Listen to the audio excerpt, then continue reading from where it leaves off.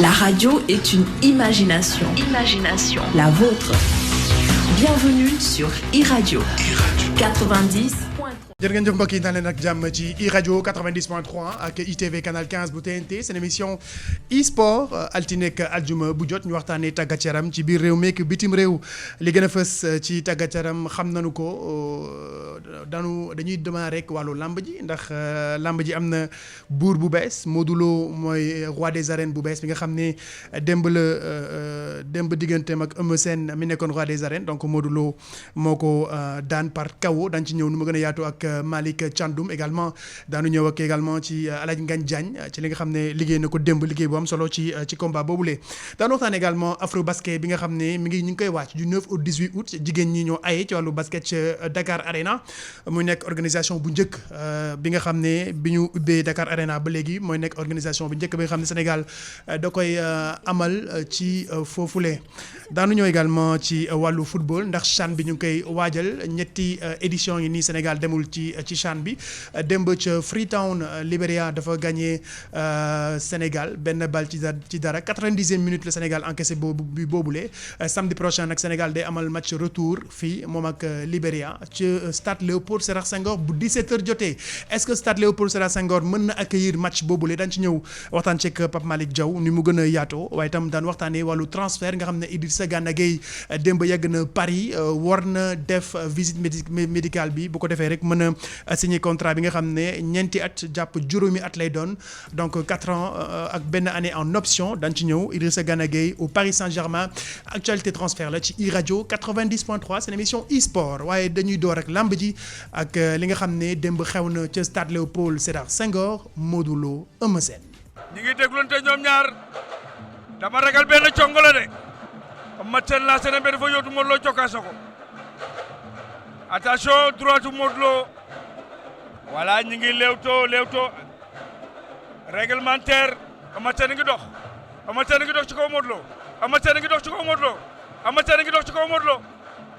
daw na jàppante xeex nañu ay waay door na ko mu daan Modou Lo door na Eumeu Sène mu daan Modou Lo door na Eumeu Sène mu daan Modou Lo door na Eumeu Sène mu daan Modou Lo door na Eumeu Sène mu daan Modou Lo door na Eumeu Sène mu daan Modou Lo door na Eumeu Sène mu daan ah droite bi waxoon naa ko moytu droite bi ah oui ne woon naa mu moytu droite bi la ilaha illallah ah oui Modou Lo door na Eumeu Sène mu daan. waaw Modou Lo door na Eumeu Sène mu daanu boobule moo tax Modou Lo mooy roi des arènes bu bees bi roi des arènes ma nga yeewoo ca Parcelles Assainies ni ko Aladji Ngagne Diagne waxee ne woon naa mu moytu droite ba waaye maa ngi ci téléphone bi ak Aladji Malick Thiandoum Aladji Malick maa ngi lay nuyu. mais maa ngi lay nuyu DJ Bouba di nuyu auditeur u 90.3 yëpp di kontaan lool ci liggéey bi nga xam ne Aladji Ngagne def na ko ci rajo bi. démb nag auditeurs yu bëri dañ ni waa ñoon dañoo dégg Ngagne mu wéet lool ana Aladji Malick man leen nag booba yi tamit dañoo xaaj liggéey bi ñaar ma nekkoon ci wàllu télé bi pour rek itamit ñu am fa image ak commentaire bu jaar yoon moo tax démb dégg ñu mais daal duo bi la nit ñi bëgg nag xam naa ni boo ëllëgee dinañ leen ko defal incha allah voilà donc Aladji Malick Thiandoum fekkee nga tàkkusaan bu ne ci làmb ji fii ci Sénégal waaye démb noo dundee tàkkusaan wala sax gée googu ndax bi ñuy sëgg fekk na timis jàll na Modou Lo Eumeu Sène ñu duppee ko le combat royal ñu ko doon xaaree fu ne ñu koy xaar ay weer ngi nii li xew ba Modou Lo mooy roi des arènes démb noo dundee combat bi. waaw combat la bu nga xam ne àdduna yëpp ñoo ko doon xaar comme ni nga ko waxee. ndax enjeu bi moom moo toll noonu. Eumeu Sène dafa jël roi des arènes. démb la am at bi mu ko téye ak léegi mu nekk première sortem ñëpp doon xaar mu ñëw confirmer waaye tamit mu nekk roi bu nga xam ne dafa jël adversaire bu jóge ci défaite loolu yi tamit daanaka ci buuru làmb yi fi jaar yëpp moom moo ci njëkk ji nekk adversaire bu nga xam ne dafa jël ku jóge ci défaite donc loolu nekkoon combat bu nga xam ne Eumeu def ni combat bi combaam la moo ko jëlal boppam ndax am na compte bu mu waroon régler moom ak Modou Lo donc mu nekkoon ñaari enjeu pour moom conserver couronne roi am ak jël revanche am ci kaw Modou Lo. Modou Lo yi tamit la ko waa Parcelles sasoon boobaak léegi muy jël titre roi des arènes deuxième opportunité bi moo nekkoon nii ndax njëkkoon na bëre ak le B52 de Mbour. Bombardier keroog mujjul antu B52 daan ko B52 boobu moom la Eumeu Sène daan ba jël titre roi des arènes. donc mu nekkoon combat bu nga xam ne revanche ou confirmation moom la nit ñi doon xaar. liñ ci doon xaar nag bari na ci ñu nga xam ne am nañ ci mbett. mais combat la bu nga xam ne mënul woon yomb ci benn côté. déjà seen taxawaay maa ngi dégg ngañ di wax na Eumeu Sène moytu droitu Modou Lo. mais loolu mi ngi déparé d'abord ci taxawaay bi. ndax bi ñu taxawee Eumeu Sène dafa jiital tànku ndeyjoor. Modou Lo jiital tànku càmmoñ.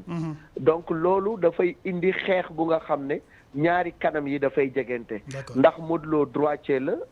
Eumeu Sène yi tamit dina xeexe droite dina xeexe gauche. mais Modou daf ko tenir en respect ak garde gauche gi ba pare armée droite am. boo xoolee ci biir combat bi yépp Modou dafay mel ni kuy dellu ginnaaw. mais à chaque fois dafay cokkaas Eumeu pour bëgg Eumeu jóg. donc cokkaas na ko benn yoon ñaari yoon ñetti yoon Eumeu cokkaas ko benn mu cokkaasaat Eumeu soog a dajjeeku. la nga xam ne nag mooy combat bi c'était un combat très tactique. moo di ni Modou la mu bëggoon mooy Eumeu dajjeeku Eumeu sànni laawam boobu ndax Eumeu du dóor direct dafay laaw. d'accord bi mu laawee nag Modou c'est sûr que dans ses entraînements yi ma gis loolu daf ko waajal. d'accord bi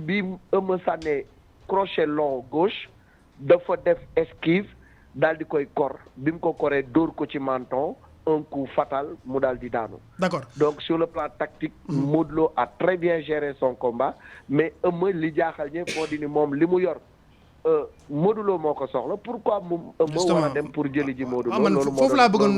ñëwaat ak yow déjà. Eumeu moo doon roi des arènes est-ce que ni mu engagé combat bi baax na parce que par exemple Modou Lo moo soxla woon couronne roi des arènes est-ce que Eumeu waruloon gën a tey gën a taxaw xaar ko. waaw tey stratégie bi Modou Lo bëree ci Eumeu Sène lañ ko doon xaar. parce que Modou démb dafa ànd ak dal am lecture du combat. ba pare tactique serein. donc di aspirer adversaire bi pour mu ñëw jël si ko. donc loolu Eumeu amul lecture bu baax ci combat bi parce que ni nga xam ne noonu la songee li ñuy wax bis booy daanu cuune ngay doon. donc loolu moom moo ko arrivé ci combat bi man li ma yor yaa ko soxla yow Bouba. waaw. tey gone yaa koy jël si. yaa koy jël si de. du ma dem mukk dina jëli ji. wala boog même bu ma lay jëli day nekk jëli bu wóor. mais démb ni mu lancé crochet gauche long bi c'était un coup hasardeux. te ko xam Modou Lo xam ne en matière d'esquive kenn dàqu ko esquiver ci làmb. d'accord ndax yaa ngi fàttaliku combat ak Gris Bordeaux. ñu bari naan Modou day xaru day mel ni ku yërndu Gris. bu Gris dóoree mu def rotation du coup. donc dafa mën a moytu. d'accord ku mën a moytu mën a xeex. kooku da nga koy jox cër booy bëree ak moom. voilà Malick balaa ma ne bàyyi Pape Malick ak Sékou Seydi man fi may bëgg a jeexalee tëjee yow mooy déjà ñu taxaw ci Modou Lo mentalu Modou Lo déjà gis nga ñu défaite bi mu jógee diggam ak Balla Gaye mu mel ni mbër la boo xam ne ci wàllu mental Modou li ko wàccee yombul. non lu ko wàccee yombul il a un mental d'acier ba pare yi tamit.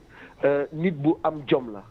xam nga nit ku am jom mooy lan mooy nga jóge ci lu la métti.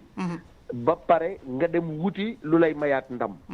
parce que ba mu jógee ci digganteem ak Balla Gaye xam na li ko manqué. ñun observateurs yëpp xam nañ ni Modou Lo bi bëree ak Balla Gaye doole ba mu waroon am pour résister Balla Gaye amu ko. te pourtant coow li bëre woon na bi mu ñàkkee diggam ak Balla Gaye ah. waaw coow li mais bari na mu tëju rek nekk ci coin am voilà. nekk ci liggéeyam. xam li ko métti xam li ko manqué mu dem wuti ji ko. donc loolu nit bu am jom noonu lay def sur le plan mental aussi même boo xoolee dans la communication. ma jéem na ko déstabiliser. ci jël boobu ko Balla Gaye daan. bien sûr ndax am na sax wax bu tegginewul mu nga xam ne wax na ko. jëmale ko ci Modou Lo ba Modou xaw a énervé donc daf ko bëggoon énervé dans la bataille psychologique. bien sûr mais psychologiquement Modou est resté très fort. démb bi muy dugg si li ma njëkk a remarqué mooy ñoom ñëpp dañoo calme même Papis ay ñoom boy yi nga xam ne yëpp dañ doon am cëfër. démb dama di leen mais yéen c'est quoi le problème waa Parcelles da ngeen di tiit wala lan. ñu ne ma non tey lamb ji lii la laaj dal la laaj sérénité la laaj. ñun nii ñu mel noonu la mbër nar a mel tey. donc tey dal gi nga xam ne moom la ñuy wax ci moom ak mental d'acier bi à toute épreuve ak li mu jógee mu mën a rebondir de cette façon là il faut vraiment être psychologiquement et mentalement fort il faut être un bon athlète pour nga mën a am mental bi mu am noonu. Tel un phénix il renaît de ses cendres. Ah oui c'est un phénix qui renaît de ses cendres waaw. vas-y Pape Malick foofu la. mu nga Malick Thiandoum très cher maa ngi lay nuyu. mais mon homonyme maa ngi lay nuyu Pape Malick mon binôme. waaw mu nga mais grand fi ma bëggoon ñëw ak yow man c'est d'abord tey léegi gis nañ triangle bi entre Eumeu Sène Modou Lo ak Balla Gaye gis nañ ni ça va de la gauche vers la droite ku ci nekk mëne nga 2-0 sa morom déjà tey jile mun naa ni ñoom ñett ñi yan adversaire la ñu war a mun a amaat fii ak saison bi di ibbiwaat wala saison prochaine ba pare titre roi des arènes aussi parce que ça va de gauche à droite tey jile ku daan roi des arènes rek tu es roi des arènes automatiquement est-ce que aussi c'est pas trop facile. waaw xam nga foofu nga daaneele sax fa laay njëkkee ndax man mus naa def benn article ci benn journal bu fi nekkoon ñu koy wax kii champion des arènes def naa ci benn article bu mel noonu ma ne bu ñuy fekkee ni dañuy def ni ku daan roi nekk roi rek dinañ dem ba titre roi bi dootul am valeur bi mu war a am. war nañu teg ay critères yu nga xam ne moom la ñuy déterminer kan mooy roi. donc loolu je pense que mën nañu approfondir réflexion bi loolu nag CNG am na ci part de responsabilité. parce que depuis temps wu ñoom Manga amaatul benn critère wala benn tournoi bu nga xam ni mënoon nañ ci génne roi des arènes. la nature a horreur du vide la ñuy wax. vide boobu nag moom la mujj presse bi moo ko exploité ñoom di décerner le titre de roi des arènes. ñu jox ko fi Yékini sax 15 ans la toog daanuwul. 15 ans de reñ kooku boo nee buur la mën nañ ko nangu mais bu fekkee ni tey da nga jógee ci benn défaite daal di amaat victoire ñu ne yaay roi wala suba keneen ñëw daan la ñu ne moom mooy roi. loolu titre roi bi dañuy dem ba galvaudé ko donc war nañu mën a xoolaat yan critères la ñuy désigner roi des arènes beneen bi ci des. mooy li nga wax léegi ci cercle bi je pense que tey war nañu mën a yaatal géew bi parce que aussi làmb ji warul nekk rek ci diggante ñetti mbër wala ñeenti mbër wala juróomi mbër war nañu mën a xool nu ñuy def ba indi leneen lu bees parce que bu dee Eumeu Sène ak Modou Lo gis nañ ko gisaat ko Eumeu Sène ak Balla Gaye 2 gis nañ ko gisaat ko Balla Gaye 2 ak Modou Lo gis nañ ko gisaat ko donc tey war nañu xalaat yeneen yu bees yeneen combinaison yu bees yu mën a dundalaat làmb te man dama jàpp ni am na ndaw yu nga xam ne tey war nañ leen mun a jox seen chance ñu ñëw affronter ces ténors là parce que boo xoolee dans l'antichambre de la cour des grands da nga ciy fekk xale bu mel ni Ama Baldé tey jii Ama Baldé war nañu mun a xool nu ñuy def ba boole ko ak Modou Lo war nañu mun a xool ku mel ni Boy Niang également nuñ koy joxe chance mu ñëw fekk si la cour des grands comme noonu ku mel ni Tapha Tine également war na mën a dellu siwaat ñu joxaat ko beneen chance moom tamit donc tey bu ñu yaatalee ci la combinaison yi di gën a bëri parce que am na jamono Yékini di ko wax mu ne làmb ji warul yem rek ci ñun ñii moo tax mu doon procéder par élimination ku mu daanaat la ni dootuma bëre ak yow nañ ma jox ci xale yi donc je pense que tey réflexion boobu ñoom ñi nga xam ne ñoo jiitu war nañ ko def pour ubbiwaat géew bi mu gën a yaatu mais warul yem ci Gris Bordeaux Modou Lo Lac de Guiers numéro 2 Balla Gaye 2 Eumeu Sène ak Bombardier Hadj Malick Saykou Seydi maa ngi lay nuyu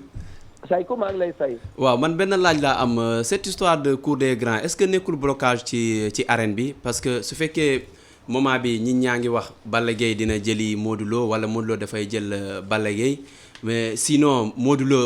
Ama gaa yaa ngi koy tudd ñi naan est-ce que Modou Lo dina nangu wàcc parce que moo ëpp lu muy perte cette histoire de cour des grands ma delluwaat sama question est-ce que nekkul blocage encore une fois de plus ci déroulement lutte bi waaw cour des grands moom blocage la mooy li ma doon wax léegi làmb ji mënuñu ko tënk ci juróomi mbër tey dafa am xale yu nga xam ne fii ñu toll nii ñoom ñi ñu tudde VIP wala ñu tudde leen ñi nekk ci cour des grands tolloon nañu fa te ba ñu fa tollee seeni mag dañ leen a may chance pour ñoom ñu gravir échelon yi ñu gravir donc tey ñoom aussi war nañu xalaat loolu bañ a nekk rek di bëre ci seen biir Yékini ba mu ci tollee dafa may chance ki nga xam ne moo di Balla Gaye tey jii Tyson bi mu tollee ci diggu ndëndam nekk dans l'invincibilité dafa may chance Bombardier donc lu mel noonu je pense que war nañ ko perpétuer ba nga xam ne xale yi dinañu am chance su bu ñu defee seen ay preuve ñëw intégrer la cour des grands ndax lu cercle bi gën a yaatu làmb gën a ubbeeku te lu mu gën a ubbeeku ñëpp gën ci gis seen bopp mais actuellement nii ni mu demee dañuy on va se retrouver toujours avec du déjà vu te je pense que on ne peut pas faire du neuf avec du vieux donc bu fekkee ni bëgg nañu jox un souffle nouveau à l'arène il faut que affaire bi ñu gën ko yaatal xale yi nga xam ne am nañu qualité te war nañu mën a bëre ak mag ñi ñu jox leen seen chance dégg naa Bombardier muy wax lu mel noonu ni moom pare na pour jox xale yi seen chance pourquoi pas ñeneen ñi également wax la même chose mais bu dee da nga ni maa ngi cour des grands ku nekk ci antichambre bi du ma la jox loxo mais kon làmb ji du avancé. voilà donc Malick lan ngay tàggoog ñun rawatina saison bii di ñëw bunt yi dégg na tijjeeku lan mooy perspective wu làmb ji saison bi ñu jëm. waaw saison bi ñu jëm làmb ji dina ubbeeku trop te li nga xam ni tey moom la ñuy wax rek moo di ni tey ji Eumeu Sène mooy moo nekkoon roi des arènes perte na couronne am li ko dese mooy tey moom it mu rebondir pour mu rebondir adversaires yi bëri na parce que Eumeu Sène aussi làmbam dafa xaw a tëju tuuti buuba ndax bu fekkee ni da nga ne Eumeu du bëre ak waa Pikine loolu benn la Eumeu du bëree ci ak Balla Gaye 2 loolu décision personnelle am la Eumeu du bëre ak Gris Bordeaux loolu tamit décision personnelle am la donc mu nekk ñetti mbër yu nga xam ne tey jii wala boog ñetti axe yu nga xam ne Eumeu Sène du ci mën a bëre donc lu koy dese mooy mu seeti Lac de Guiers numéro 2 c'est du déjà vu wala bokk ñu am un combat inédit entre Eumeu Sène ak Tapha Tine tàq ci rib donc loolu tey cercle am dafay xaw a fermé wu wala bokk mu accord de revanche Bombardier bi ko daanoon mais tey Modou Lo perspective yi yaatu na comme niñ ko waxee war na mun a acte 3 digganteem ak Balla Gaye donte ay ñoñam bëgguñu dégg lu ni mel mais loolu war naa mën a nekk mais aussi war na mën a jox chance Ama Baldé war na mën a jox chance Boy Niang war na mën a jox également revanche wala mu dem wutiwaat revanche digganteem ak Bombardier li Boubacar DJ Boub si di bañ a dégg nee na Bombardier bëgguma ko bu ko jox donc yooyu yëpp dafay tax ba làmb ji daal wax dëgg neex yàlla bu déwénee dina gën a ubbeeku am na nag débat bu gars yi di posé depuis démb parce que xam nga ñun Sénégal dañuy nekk dans l'émotionnel bien sûr ndax li xew démb ñu bari biñ ko gisee dañu am tiit bi ñu dóoree Eumeu Sène mu dëpp kanam gi arbitre bi Malick ñu koy félicité ndax réflexe bi mu am pour dem secourir ko loolu c'est extraordinaire il mérite les félicitations de tout un chacun parce que acte bi mu def acte bu noble la nekk fa di joxe verdict nekk fa di consulter ay juges am dafa daw directement secourir ki nga xam ne dafa nekkoon en danger te bi ma ko laajee ci suba dafa ma ne du lu nga xam ne dañ ko jàng ci formation arbitrage mais man maa ko jàng ci mission catholique yi ma nekkoon ba ma mën a secourir nit jox ko les premiers soins donc moom dañ ko ci féliciter mais nit ñi ngi wax naan ndax dóor bi duñ ko bàyyeeg nangam mais bëre dóor la ñu wax bëre dóor nañu wax bëre dóor la ñu wax kaw moom njëkku fi te du fi mujj de façon donc dina fi am amati fi lutte simple am na aussi waaw lutte simple am na dañu am ñaari licence ku mu neex nga dagg bëre ku mu neex nga dagg boo bañee coup yi dem bëre waaw boo bañee coup yi daal ba mel ni Seeku Seydi ragal pour fañ dañuy dem nga dem dagg lutte bëre simple mais bëre dóor ça existe depuis plus d'un demi-siècle au Sénégal sport de contact moom am na ay aménagement yu ci CNG bi indi parce que tey port prétendant amul woon bu njëkk bu fekkee ni da nga wër ndomb ba mbër mu def nekk ci 3 appels bu la neexee dóor jëmale suba loolu dañ koy tere léegi bu arbitre bi gisee ni mbër bi ngi nekk en danger dafay àtte joxe victoire tey boo yenoo mbër ba biir bi weex nga nar ko dóor ci suuf arbitre bi xam ne bu dóor boo ko dóoree suuf loos bi mën na samp wala musiba mën na ci am arbitre bi mën na ko gàttandu ca kaw ni la bu ko dóor ci suuf gañe nga donc yooyu yëpp mi ngi ci li ci des nag mooy ñu approfondir ndax dañuy sol ay gants pour protéger les kento ak yu mel noonu. de façon dañuy am largement le temps ñëwaat ci saison bi ñu jëm Aladji Malick Thiandoum ñu ngi lay gërëm. et puis am naa yaakaar nag quand même gars yi nañu bàyyi Léopold Sédar Senghor nag am nañu arène nationale franchement nañ dem bëre ji arène nationale doy na nag. doy na dañ dem bëri ji arène nationale voilà mu ngi noonu baax. jërëjëf Malick ñu ngi lay gërëm bu baax voilà mu nekkoon El Hadj Malick Thiandoum di ko félicité moom itam ci liggéey bu am solo bi gërëm également félicité El Hadj Ngagne Diagne moom itam dina ci ñëw nu mu gën a yaatoo ci émission géew gi bu samedi incha allah donc Pape Malick Diaw ak Sékou Seydi landal ci liggéey bi 17h03 minutes ci iRadio ITV canal 15 de la TNT seen émission e-sport donc ñu wëy nag dugg ci basket bi afro basket Sékou Seydi ñi ngi waaj jigéen ñi ngi waaj ñoom itam ñi ngi waajal seen championnat d'Afrique du 9 au 18 août donc yaakaar naa ni ñi ngi wàññi nag léegi 10 la waaw donc ñi ngi wàññi ñi ñu jëloon liste bi mi ngi ci 15 sélectionnés pour le moment 15 ñoo fi nekk pour le moment bon dañoo repousser même date bi parce que léegi le 10 la d'accord 10 lay démarrer 8 jours lay doon donc dafay gën a tuuti dafay gën a metti mais après afro basket compétition la boo xam te ne daanaka amul repos mais je crois bien et puis surtout Sénégal objectif am moo nekk jël afro basket bi parce que organiser ko à domicile perte ko ñaan ñu ko yàlla surtout que bu ñu jël décision pour organiser ko yàggul mais après ça on a un groupe boo xam te ne am nañu yaakaar mun nañ ko jël avec un coach Cheikh Sarr un grand technicien bon je crois bien le Sénégal va mettre tous les moyens pour ñu jël ko autre aspect mooy ni côté mobilisation parce que boo xoolee afro basket bi muy amee Dakar Arena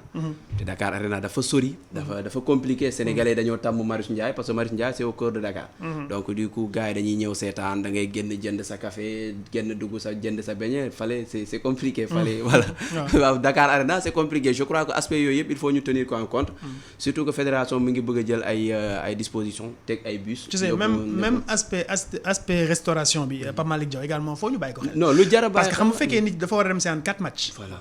fa la war a añee peut-être fa la war a reeree ñaata la ñuy jaayee restauration bi comment ça va se passer c'est des informations yoo xam ne également faux supporters yi am ko si biir Dakar Arena dafa am ay resto dafa am si biir ay resto mais man li may dem Dakar Arena yëpp gisuma comme ñun ay nga jënd sa beñe fikk resto yi dina ubbi quoi maintenant voilà en fait maintenant xam nga loolu aussi question la boobu aussi bu soxal supporters yi la tout à fait je pense que il faut fédération bi bàyyi ci xel parce que tey boo demee Dakar Arena doo nangu dem Dakar Arena seetaan benn match ñibbi puisque ay bus lañ te bus yi dafay am horaire am ñoo xam fa la ñuy añee am ñoo xam ne fa la ñuy añee fa la ñuy reeree añ buy jar 2000 francs du ñëpp a ko mën a jënd añ buy jar 1000 francs du ñëpp a ko mën a jënd donc c'est un peu il faut ñu bàyyi xel loolu yëpp gars yi bëgg nañu basket je pense que organisation bi dinañ mën nañu bàyyi ci xel mais est-ce que ñoom dinañu lijjanti affaire lekk aussi parce que non organisation également c'est un ensemble c'est-à-dire que yéen mi restauration bi aussi ni muy demee pour ñi nga xam ne peut-être mu am subvention amuñu doole bi war amuñu doole bi war également pour jënd des menus très chers loolu may wax ci benn Mali Diaw boo ko yóbbee gisul beñe fekki dërëm yi ñuy jaay ci wala gerte caaf c'est compliqué mais je crois bien aujourd'hui la fédération ci mi ngi ci dynamique boo xam te ne pour gagner le pari de l'organisation mais après au-delà pari de l'organisation il faut la mobilisation il faut ñu bañ a def lu xew lu ñu gis yàggul ci Coupe d'Afrique bi après ñu éliminer la public amul parce que aujourd'hui bu ñu demee ba dernier moment FIBA wóolu jox Sénégal afro basket bi parce que am nañu yaakaar ni tey Sénégal war na ko mën a organiser parce que avec le complexe Dakar Arena de 15 000 places am nañu possibilité organiser ko mais après ça il y a tout un aspect Diamniadio nekkul biir ville bi dafa sori en fait dafa sori tey ñi bëggoon seetaan sax da ngay dégg nit naan la Diamniadio vraiment dafa sori bàyyi ma toog seetaan ko ci d'où l'intérêt quand même ñu xalaat un peu pourquoi pas war nañu mën a defar Dakar fii Marius Ndiaye parce que tey mënoo am lu mel ni Marius Ndiaye au cœur de Dakar mu nekk stade boo xamante ne bon lundi bi ñuy am téléphone le vendredi amoon nañu au téléphone le président Babacar Ndiaye président fédération maa ngi ko ci interpellé mu ne bon ministère bi ne woon dina def le nécessaire c'est-à-dire que ñoom aussi mënuguñ ci avancer par rapport à Marius Ndiaye donc ñi ngi xaar parce que non mais man newoon naa Sénégal vraiment man newoon naa Sénégal aussi bon dafa jot nañ ñu naan leen seen newoon naa ñun gisuñu ko mosuñu koo def en fait newoon naa ñaata yoon lañ fi naan newoon naa c'est que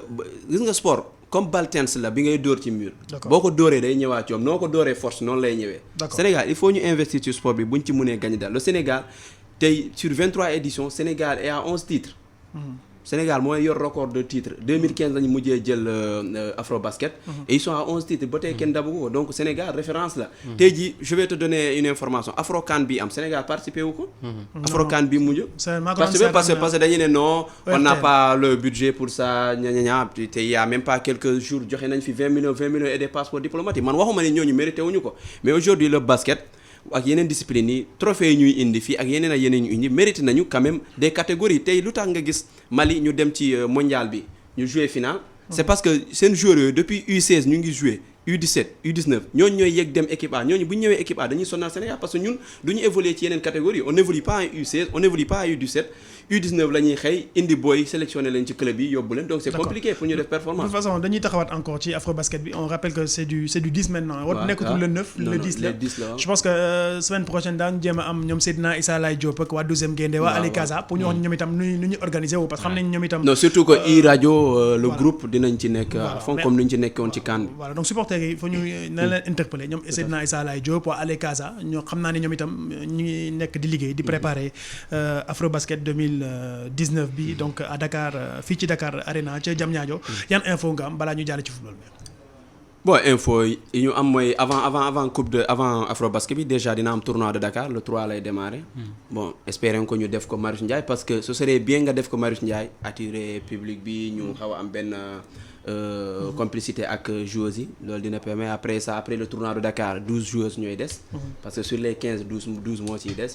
bon je crois bien sinon ça le reste mooy ne aujourd'hui l'objectif du Sénégal mooy Cheikh Sarr mooy ñoom ñëpp mooy ñi fi ñëw yëpp mooy aujourd'hui c'est remporter le titre mooy ni Sénégal tey lu ñu def ci Coupe d'Afrique bi engouement bi amoon ñuy dem di jënd ay maillot football di def leneen loolu la ñu war a defal basket bi parce que mënuñu comparer en fait football ak basket loolu amul fenn ci àdduna mais aujourd'hui il faut tamit ñun ñu accompagner suñu joueurs yi c'est une fierté Sénégal di accueillir Afrobasket ñëpp génn dem soutenir ko sinon ci kanam dinañ xam Sénégal ñan ñooy seeni adversaire comme ça on va faire le plan yi xam nu ñuy liggéey. voilà basketteur également équipe bu góor ñi ngi waaj ñoom itam seen coupe du monde bi dañuy dugg en regroupement à partir du 2 août la ñuy dugg en regroupement donc. et c'est pas officiel pour Abdourahmane Ndiaye Adidas. waaw c'est pas encore officiel. Voilà. mais préparation on devait l'officialiser ce matin mais ça n'a pas été fait. d'accord mais ñi ngi waaj préparation bi diggante ni ko président bi waxee. Turquie lay doon diggante Turquie Italie donc fa la préparation bi di amee ñi ngi xaar officialisation quand même contrat au sélectionneur bi di Abdourahmane Ndiaye Adidas moo xam naa ne j'espère que ça va se faire avant le 2 on l'espère en tout cas pour la coupe du monde bi war a am en Chine donc mu nekk Afrobasket bi ngeen waaj dem supporter suñu équipe nationale bu basket yu jigéen ñi ñoom itam donc ñu ngi waaj seen championnat d'Afrique sera donc à Diamniadio ñu jàll ci football bi Sénégal ñi ngi woon Libéria week-end bi donc équipe bu CHAN bi donc locaux yi ñoom itam ñu doon match bu am solo ndax aller retour la match bi Sénégal ñàkk na ko benn bal ci dara 90e minute Pape Malick Diaw ci la Sénégal encaissé but bi match retour bi ci li ñu bind ñoom ñu ngi koy waaj le samedi prochain à Léopold Sédar Senghor dans quelles conditions le Léopold Sédar Senghor mel encourager un match retour à domicile man je pensais que ni quand même Alassane Djigo la ñuy jouer match bi yaakaar boobu laa amoon mais pour le moment waxaguñu dara Léopold Sédar Senghor moom la waa CAF jàppagum ni loolu foofu le Sénégal di jouer donc samedi prochain ça va être très difficile quand même parce que ci état terrain boo xam ne sax kenn xamul mel oui loolu koy defe naa ni sujet boobu ça va beaucoup plaire à Sékou sax moom mi nga xam ne il attaque tellement fédération ci boobu le stade mais je reviens d'abord ci match bi nga xam ne encore une fois on perd ci dernière seconde yi 90 encore une fois du vivre dañ ko ci catégorie bu nekk léegi catégorie bu nekk pour vous dire que match moom ça se joue ci 90 minutes et non pas plus de temps additionnel bien sûr match boo xam ne c'était compliqué pour les deux équipes bien sûr. mais manque de concentration laa ko mun wooyee parce que match boo xam ne maîtriser nga ko presque de bout en bout 90e minute nga jël but c'est encore voilà c'est encore triste quoi pour cette équipe là mais espérons que ci match retour bi dinañ réagir mais comment ci ak bonne pelouse aussi parce que yaa ngi koy souligner Léopold Sédar Senghor Sénégal premier pays africain ci wàllum football tu n'as pas de stade Léopold Sédar Senghor incroyable Alassane Djigo wala Lat Dior sax encore une fois mais Léopold c'est comme si gars yi dañu bëgg forcer Léopold bi quoi alors bu ñu déggee Léopold bi quand lañ koy rénover waat c'est le mot qui te blesse bientôt ba kañ bientôt saa yi ñu laajtee stade bi kañ lañ ko war a rénover bientôt boo xam ne ça va faire pratiquement léegi 1 an ak lu teg sax comment est-ce qu'on peut ce serait même xam nga léeg-léeg da nga naan sax ce serait même injuste Sénégal jëloon coupe d'Afrique bi ce serait injuste ci kanam mais c'est vrai parce que da ngay compétir ak ay équipes yoo xam ne seen dëkk yow boo fa demoon di football da nga naan tu es en Europe alors dañuy nangu investir yow buñ ne quand waxuma sax tabax quand est-ce que ngay def amal rénovation on te dit 1 an boo xam ne ça va durer 10 ans ce serait kon injuste gis nga yàlla léeg-léeg dafay àtte ce serait injuste nga jël compétition ci kanamu équipe yoo xam ne fi ñi yor tàggat yaram boobu ils ont tout donné. Ils ont tout donné alors encore une fois match bi nar a dem man je dis que équipe bi bu ñu qualifié wul CHAN bu leen kenn joxoñ parce que ci pelouse bi quand même nga xam ne boo tegoon ay talibé ñu nar a football tànku leen sax ça va être compliqué pour eux. Massama ak ay professionnels kon bu ñu leen espérons que dinañ jàll on l'espère tous parce que équipe là on est tous des Sénégalais on espère bien sûr bokk ci compétition yëpp. mais je préviens bu ñu leen daanee moom bu kenn ñaxtu ci kenn parce que pelouse bi du terrain football. quoi champ de patate la booba li ma bëgg a wax mooy est-ce que Sénégal am nañu politique sportive par là gis nga Sénégal dañuy faral di naan non Sadio Mané de Bambali à Dakar bon fierté lañ koy def mais c'est une grosse erreur. Combien de Sadio Mané la seen carrière di jeex Bambali parce que ñoom defuñu ñi Sadio Mané mënuñu tëb sàcc daw ñëw Mbour après ñëw Guédiawaye et après ñëw Dakar. Il y a des talents partout mais Sénégal ñun amuñu infrastructure yu permettre jeunes yi nekk foofu jeunes yi nekk Fongolimbi jeunes yi nekk Bignona jeunes yi nekk feneen a feneen ñu exprimer seen talent parce que pour nga ñëw fës pour nit ñi xam la pour nga mën a exprimer sa talent il faut nga ñëw ba Dakar te Sénégal ñun loolu fierté lañ koy def nit ki bàyyeeku na Bambali y a beaucoup de Sadio Mané am na ku fa nekk Cheikh Diop mi fa demoon muy expliqué kooku moo doon jàppal Sadio Mané ay dàllam mu doon football mais amul carrière c'est parce que bon amul fenn femme ne dafay exprimer aujourd'hui Léopold Sédar Senghor qu'on se dise la vérité match rugby sax mun waru faa am ku fa daanu da ngay blessé keroog bi ñu fa demee fekke suba la combat bi ma fa demee yor naa vidéo yi bu ñuy defar c'était pour combat bi ñax bi bu ñu koy defar di ko raser pour combat bi la woon donc aujourd'hui ñun amul lenn loo xam te ne ñu ngi koy wane benn ambition boo xam ne am nañ ko ci côté sport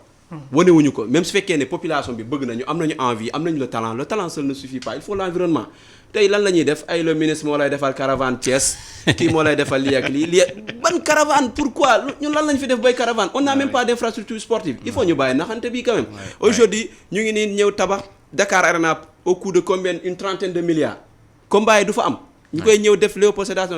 Senghor novembre la ñu annoncé ni dañ koy tëj pour defar ko ba tey kenn tëju ko lamb mu ngi fay am te lamb beneen lamb bu mag bu amaatee fa lañ koy teggaa donc il faut qu'on se dise la vérité ñu bañ a naxante aujourd'hui booy seet ba seet tëjuñu ko kon parce que lamb nga fay am programme nañ fa match avant match bi athlétisme muy woon foofu am on peut comprendre ñoom amuñu saa tartan fu ñuy entraîner ñooñu foofu la ñu am mën a entraîner mais aujourd'hui il faut ñu sérieux ci infrastructure bu ñu bëggee am résultat CHAN bi on am nañu espoir parce que on a un technicien qui est ambitieux et tout ça mais je pense bien risque la encore une fois jouer loo ay doomu jàmbur ci Léopold Sédar Senghor. En tout cas CHAN baa ngi depuis presque 3 éditions demuñu qualifié wuñu pour CHAN bi je pense que donc objectif la boo xam ne pour la petite catégorie ci wàllu football ñu jàll ci très rapidement les actus transferts avant ñuy delloo antenne bi Idrissa Gana Gueye je pense que c'est le Sénégalais le plus en vue en tout cas côté transfert ñu ngi koy waxtaanee moom itam démb yegg na Paris mi ngi xaar pour visite médicale bi en tout cas ñëpp a ngi xaar pour mu dem en tout cas mu nga ca capitale Paris française bi di Paris donc mi ngi waaj def passer visite médicale bi à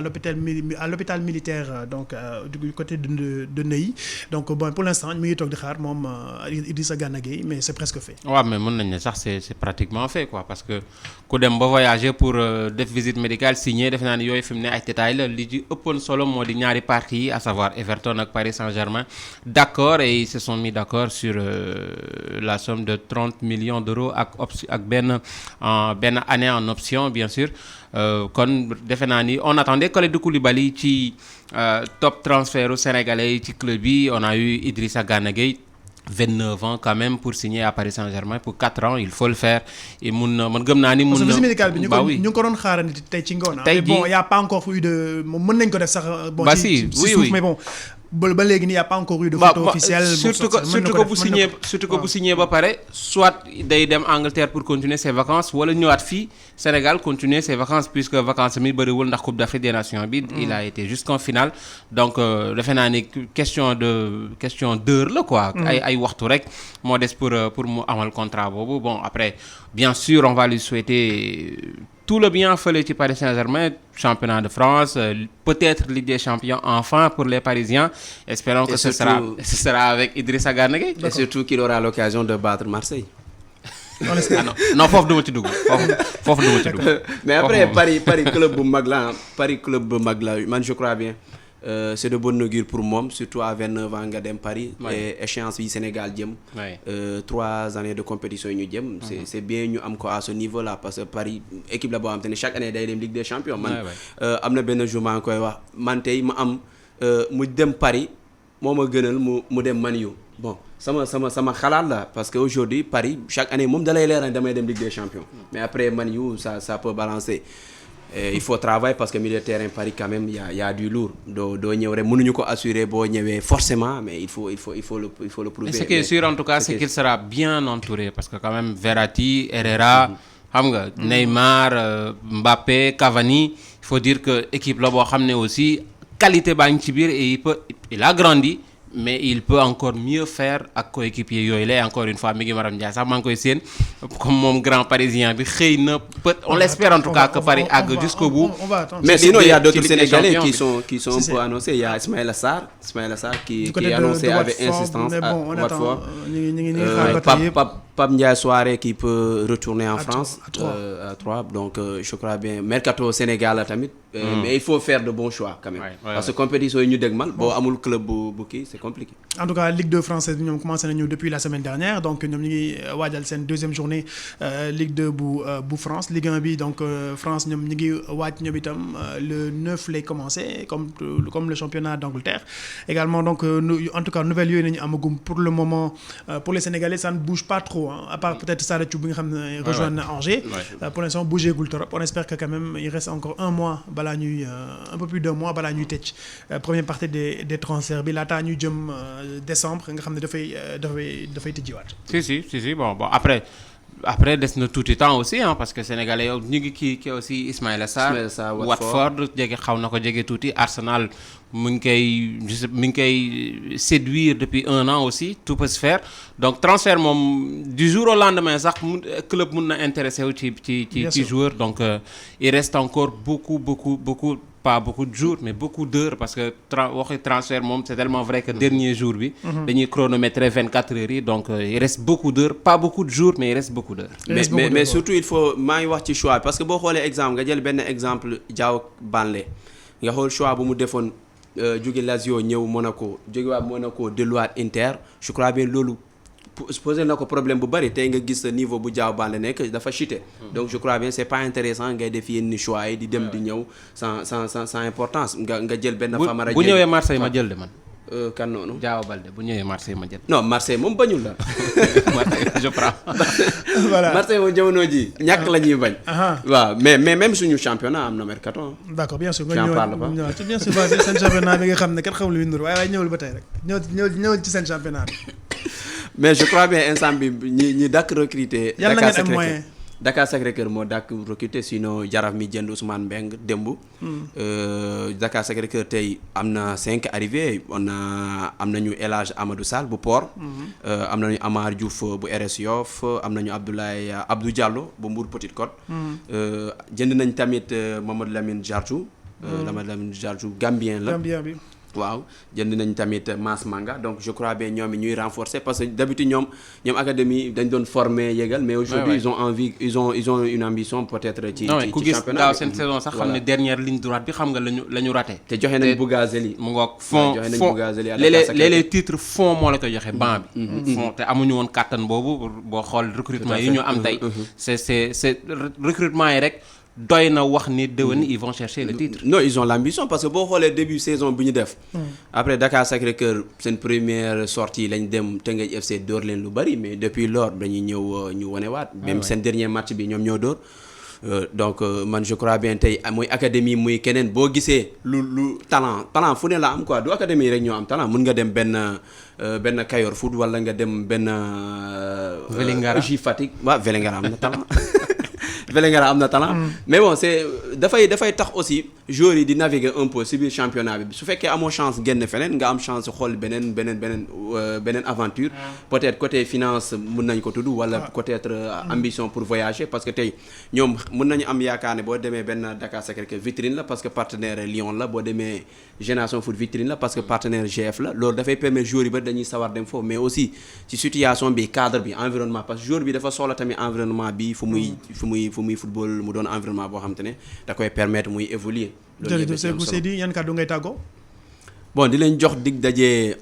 le 10 bon le 3 d'abord ñu ñëw sénégalais yi ñëw suivre tournoi de Dakar ñëw booster basket bi parce que équipe nationale basket tey ci sport Sénégal ci côté sport de kii nu mu tudd collectif je veux dire d'équipe bokk na ci ñi gën a titré 11 fois champion d'Afrique donc c'est pas n'importe quoi il faut sénégalais yi encore continuer di jënd maillot yi di jënd ay billets ñu buñ ñu mayee bus yóbbu ñu ba Dakar Arena ñu war a jënd billet mënuñ ñoo yóbbu ba Dakar Arena tamit ñuy ñaan billet Pape Malick Diaw na nga néew seetaan afro basket bi ngay jéem a jàll ni afro basket bi bàyyi naa ko njëkk waaw man. non mais bu ñu ko defee nii tamit kenn dinaa ñëw finalu Sénégal bi non neel dinaa ñëw rek dinaa ñëw final ba plateau fa lañ koy defee dinaa ñëw e-sport fa lañ koy defee non e-sport du am foofu yéen amee ñëwal yow bon waaw man dama koy fekk mais Sénégal di entraînement rek Mbour entraînement ñu def fa e-sport waaw wax na dëgg d'accord waa ñëwal bon léegi kon man je donne rendez-vous fële Dakar Arena parce que aussi def nañ Coupe d'Afrique boo xam ne c'était excellent de la part des auditeurs on waxuñu ko dañ ñu ko signal tappal ñu ko kon aussi on donne rendez-vous bien sûr avec le duo Malick Thiandoum Malick Diaw pour Dakar Arena bi fële buux aussi jigéen ñi ñu yëkkati waat raay la ñuy wax parce que ce sera pas une première di tàggoo aussi di féliciter aussi Patrice Evra parce qu'apparemment il a arrêté sa carrière après quand même carrière bu riche quoi Ligue des Champions Coupe du Monde Coupe d'Europe champion d'Angleterre Italie Charity Club donc c'est quelque chose aussi à souligner. Il est français mais il a une petite sauce sénégalaise. Bon, en parlant de félicitations, je peux féliciter Ndongo Samba Sylla, champion du monde de Scrabble. Bien sûr, on le félicite. Il est retourné hier donc voilà. ñu ngi koy félicité bu baax voilà jërëjëf mbokk yi li moo nekkoon seen émission e-sport ci iRadio 90.3 ak ITV canal 15 de la TNT yeneen xibaar ci wàllu tàggat yaram ci suñuy jotaay xibaar lay doon waaye itam e-sport dafay dellu si waat sa altine waaye nag bu leen tekki drapeau yi ndax équipe nationale basket bu jigéen ñi ñu ngi waajal seen afro basket donc ci koñ yi drapeau yi bàyyi leen ko ndax ñu mën a gunge suñu équipe nationale vers le titre bi ñuy organiser donc à partir du 10 août Sénégal ca kanam jërë ngeen jëf. La radio est une imagination. La vôtre. Bienvenue sur iRadio 90.